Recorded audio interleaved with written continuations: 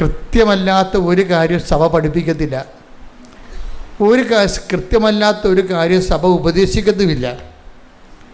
സഭയ്ക്ക് ഇങ്ങനെ കരയിൽ നിന്നുള്ള പ്രസംഗമൊന്നും ഇല്ലെങ്കിലും പറയണ കാര്യങ്ങൾ വൃത്തിയും മെനയും കൃത്യമായിരിക്കും. ഒത്തിരി കാലം സഭ പ്രാർത്ഥിച്ച് എല്ലാ മേഖലകളിലും ഡിസ്കസ് ചെയ്ത് അതിൻ്റെ സ്പെഷ്യലിസ്റ്റും എല്ലാ കാര്യവും നോക്കിയിട്ട് അതിൻ്റെ കാനോനിസ്റ്റുകൾ, അതിൻ്റെ തിയോളജിയൻസ് എല്ലാം പഠിച്ചതിന് ശേഷമേ സഭ ഒരു കാര്യം പറയത്തുള്ളൂ.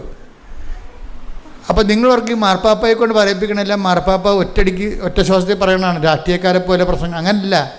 അതെല്ലാം ആ സബ്ജക്റ്റ് വൈസ് അതിന് ശാസ്ത്രജ്ഞന്മാരെ വിളിച്ചിരുത്തി പഠിക്കേണ്ടതാണെങ്കിൽ ശാസ്ത്രജ്ഞന്മാരെ വിളിച്ചിരുത്തി പഠിക്കും.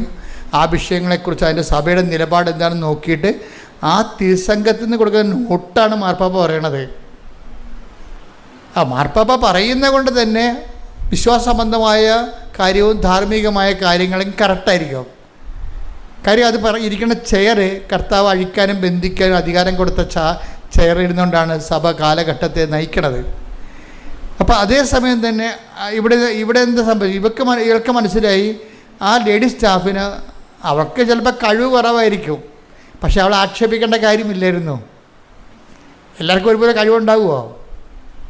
എല്ലാവർക്കും ഒരുപോലെ കഴിവുണ്ടാകുമോ?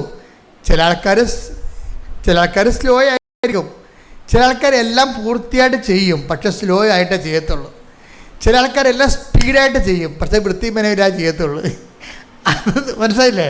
ഇപ്പോൾ പാത്രം കഴുകണ കാര്യം തന്നെ ചില ആൾക്കാർ പുറപ്പെടാമെന്ന് കഴുകും, പക്ഷേ നമുക്ക് മണത്ത് നോക്കും മുട്ടയുടെ മണം ഉണ്ടാവും. പക്ഷെ ചില ആൾക്കാർ സമയമെടുത്തേ കഴുകത്തുള്ളൂ, സമയം പോകും, പക്ഷേ വൃത്തിയായിരിക്കും. അപ്പോൾ ഓരോരുത്തരും ഓരോ നേച്ചറാണ്. അപ്പം അതുകൊണ്ട് നമുക്കങ്ങനെ കയറി എല്ലാവരും അങ്ങനെ ആക്ഷേപിക്കാൻ അനുവാദം തന്നിട്ടില്ല. ദൈവത്തിൻ്റെ സൃഷ്ടിയാണല്ലോ അതും. അപ്പോൾ അവരെ ആക്ഷേപിക്കുമ്പോൾ ദൈവത്തിനെ ആക്ഷേപിക്കണമല്ലേ തിരിച്ചല്ലേ വരത്തുള്ളൂ ഈ സംഭവം. അതാണ് വിഷയമേ. ഇപ്പം നമ്മൾ ഇപ്പം പൊട്ടനാണ്, നീ പൊട്ടനാണെന്നങ്ങനെ പറഞ്ഞിട്ട് എന്ത് ചെയ്യും നീ? അപ്പം നീ എങ്ങനെ ബുദ്ധിയുള്ള ആളായി? ദൈവം സൃഷ്ടിച്ചപ്പോൾ ആയതല്ലേ. അവനോട് പൊട്ടനാണ് നീ എന്ന് പറഞ്ഞിട്ട് വല്ല കാര്യമുണ്ടോ? അപ്പം നീ ബുദ്ധിയുള്ള ആളെന്നല്ലേ പറയണത്. നിന്നെ ബുദ്ധിയുള്ള ആളായിട്ട് സൃഷ്ടിച്ചതും അവനെ പൊട്ടനായിട്ട് സൃഷ്ടിച്ചതും ആളൊന്നും തന്നെയല്ല. നമ്മൾ മറ്റുള്ളവരെ ആക്ഷേപിക്കുമ്പോൾ കൊള്ളണത് ദൈവത്തിനിട്ടാണ്. അതാണ് എൻ്റെ അത് വിഷയം വരണത്. അപ്പം അതുകൊണ്ട് തന്നെ വളരെ പാകതയോടുകൂടി മാത്രമേ ദൈവത്തെ അറിഞ്ഞവർ സംസാരിക്കരുത്. അറിയാത്തവർക്ക് എന്തും സംസാരിക്കാം, അവർ കുഴപ്പമില്ല. അവർക്ക് പിന്നെ ഇവിടെ കിടന്നുള്ള ജീവിതമല്ലേ ഉള്ളൂ. അത് കഴിയുമ്പോൾ ചാപ്റ്റർ ക്ലോസ് ചെയ്യത്തില്ലേ. ഇവിടെ ചാപ്റ്റർ ക്ലോസ് ചെയ്യാത്ത ആൾക്കാർ ഇവിടെ സൂക്ഷിച്ച് കൈകാര്യം ചെയ്യേണ്ടത്.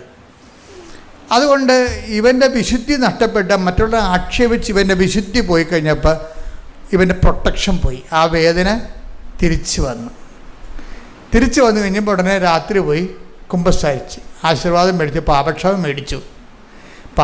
കർത്താവിൻ്റെ പാപക്ഷമയല്ല. വൈദികൻ അവിടെ ആരാണ്? കർത്താവിൻ്റെ ഒരു ആളായ്മയായിട്ടിരിക്കുകയല്ലേ. ഞങ്ങളൊക്കെ ഒരു മാധ്യമമല്ലേ, കർത്താവിൻ്റെ ഒരു മീഡിയമാണ്. കർത്താവാണ് അതിലൂടെ പ്രവർത്തിക്കുന്ന സഭയെ.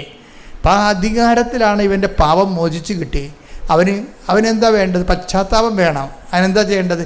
ഇനി ഇങ്ങനെ ആവർത്തിക്കത്തില്ലെന്ന് പറയണം. അതാണ് പ്രശ്നം.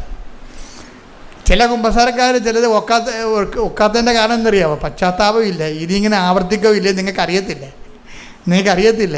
ഇപ്പോൾ തൽക്കാലം മുട്ടുശാന്തിക്ക് വേണ്ടി അഭ്യാസം കാണിക്കുന്നതാണ്. അതല്ല, ചില ആൾക്കാർക്ക് ഒന്നൊന്നര കുമ്പസാരമായിരിക്കും.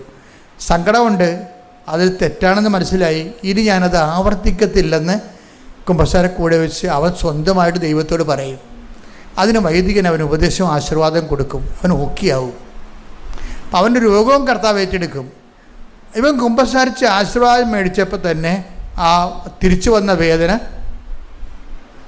പിന്നെ അപ്രത്യക്ഷമായി. പിന്നെ പറയുകയാണ്, ഇപ്പം 2 കൊല്ലമായി ഇന്ന് വരെ ആ വേദന തിരിച്ചു വന്നിട്ടില്ല.